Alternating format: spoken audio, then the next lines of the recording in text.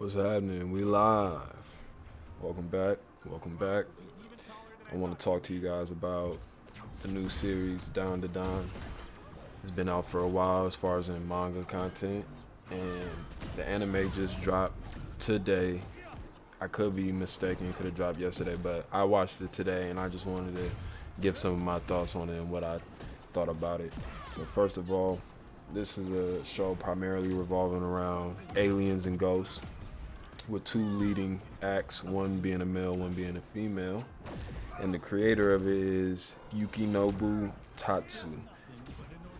And I just want to speak on let's get into the opening. The opening was really amazing. Like good choice of music, good arts. I will say it is definitely spoiler heavy. So if you haven't read the manga and you're going into this first episode, the opening is going to let you know a lot about what's going to be happening in the series. Now, diving into the anime, I just want to say like this anime is fire. If I had to critique it though, which I don't want to just be 100% glazed, is that in the beginning, some of the art is kind of like, how would I say, sketchy. Not the best, not crispy cut. Like it's not gonna be a crispy cut anime that you're used to. Like what is a good example? Like Mashal or um, I think the beginning of JJK. But after like once Mappa got a hold of JJK, it got a lot edgier. And yeah, with the animation style of DanDaDan, the animation is very edgy, not sketch, but edgy. Like you could tell they want that rough look, and it was not a hard watch, but that's like one thing I can critique. And another thing is I feel like it was moving a little bit too fast. Mind you, this first episode was covering like the first chapter, and I don't even think that it covers the whole chapter. It just gets to the part where both the leading protagonists, and they defeat each villain per se that they were facing, and our male lead Okuran introduces himself and he lets her know her name. And mind you, this is a young woman that like idolizes celebrities, and she has this crush on the celebrity. So she's looking for a hard-boiled man, and she runs into Okuran. And how she runs into him is she sees him as she's walking through the school, getting papers thrown at him. And mind you, she just got dumped by one of her boyfriends because he really just wanted money from her and sex. Like, if you're not giving up the cheese or you're not giving up the buns, why am I even dating you? So she tried to hit him with a roundhouse, but that didn't turn out well. So she sees Okuran getting his paper thrown at him, and she steps in between him and the papers as soon as one of the bullies tries to put a magnet in the paper. And if you're afraid of spoilers, just click off now. I'm pretty much talking about how I feel about the show, and I'm gonna dive into spoilers. So she stops him, and then he's captivated by that gesture. And so as she's walking away, she gets back into her little depressive state about what happened earlier, and Okuran just charges at her, trying to show her the magazine about aliens. So this Okuran, and mind you, the female lead is Miss Aiz. I'm not the best with pronunciation with Japanese names, so just forgive me. Miss Aiz and Okuran. Okuran believes in aliens, UFOs, everything having to do with that.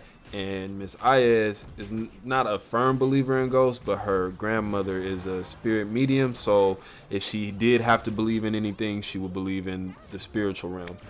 And at first she was kind of like standoffish, like, hey, I was just looking out for you back there. Don't think that, I like you. And I like the self awareness of how she pushed him off.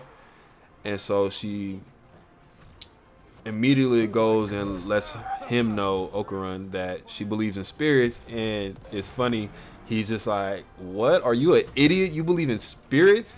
So she just kind of gets flustered at the thought of trying to create a relating topic so they can talk about something. He just brushes it off like it's not real. So long story short, it turns into a bet.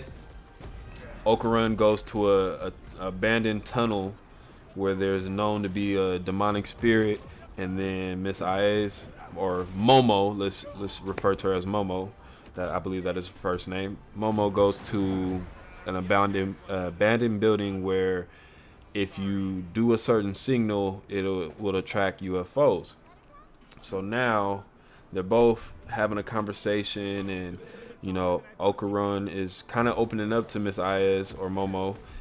And as they're talking and getting to know each other in this phone call while trying to prove each other wrong, I believe Okarun runs into Turbo Granny, our first antagonist, a demonic spirit, and her whole thing is she is the fastest. So immediately he books it, and Momo lets him know, like, hey, you can't run away from her. If she beats you in a race, you will be cursed.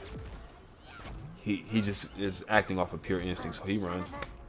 And so as he's going through that, Momo is encountered by the aliens, and they, in the manga, for me, carried the story, especially how they looked in their human form. And this comes into my next critique about the series, or the anime, is that in a certain scene, as she's running away from them, they kind of do like a snippet of them running after her, where in the manga, like, the greatest glaze I can give the manga is how the artist, give me 1 second, Yukinobu illustrates that, how they're chasing her down this hallway, and they just have this quirky run to them. And in the anime, it's kind of like sped up a little bit. Like, they don't show how they're running. It was more like a little a 1 second montage, if I should say. Anyways, that's my only other critique, is the fast paced and the art style, but I'm pretty sure it will grow on me. And everything else about the art style was phenomenal. Like, just colors, it's colorful, and you can really get a good grasp on their emotions by their facial expressions. So they did good in that department. And so Momo's dealing with these Xenomorphs, and they have her stripped butt naked besides a bra and panties, and they whip out their banana organ, which is, their probe, and they let her know, like, hey, we've been on Earth for quite a while now, and we want your organs, your sexual organs. And mind you, Momo is a virgin, so they're in the process of about to probe her, and she's like, are you serious? I know my ex-boyfriend was a douche, but not even he got my virginity, so what makes you think I'm just gonna give it up to you guys?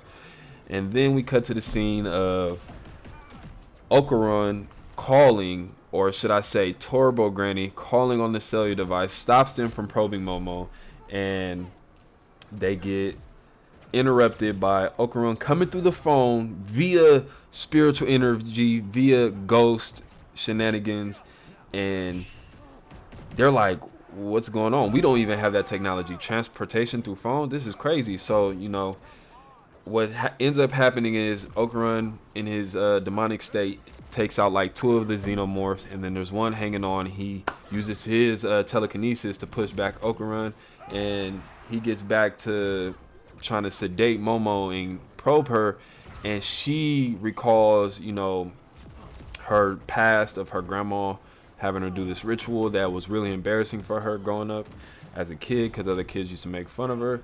So she kind of remembers the words of her channeling her chakra from her gut, and in the midst of being seduced to make the probing go easier, no diddy, she has this spiritual awakening to where now she has spiritual power. Think of it as like her own type of telekinesis, but more on the spiritual side and not more of the science side with the aliens. So she's pushing him back, and he's just amazed that she can suppress his telekinesis.